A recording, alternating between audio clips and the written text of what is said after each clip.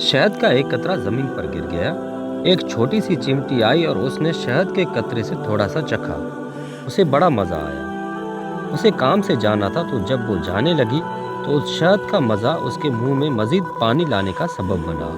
उसका मुंह भर आया। क्या जबरदस्त और मजेदार शहद है, कितना मीठा है। आज तक ऐसा शहद नहीं खाया। वो लौटी और शहद में से थोड़ा सा और चख लिया। उसने दोबारा जाने का अज़म किया, मगर उसने महसूस किया कि ये थोड़ा सा शहद खाना काफ़ी नहीं है, उसे और खाना चाहिए। वो रुकी और इस मर्तबा खाने के बजाय शहद पर गिर पड़ी, ताकि वो कम से कम वक्त में ज़्यादा से ज़्यादा लज्जत हासिल कर ले।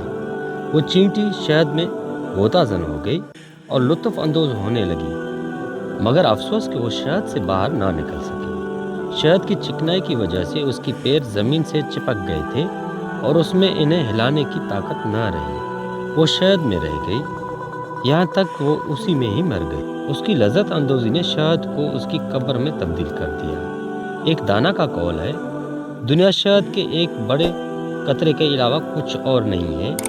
बस जो भी इस कतरा शहद में से थोड़ा और बकदर कफ़ायत खाने पर इक्तफा करेगा, वो निजात पा जाएगा, और जो भी इस शीरनी में गोताजन होगा, हलाकत उसका मुकद्दर बन जाएगी।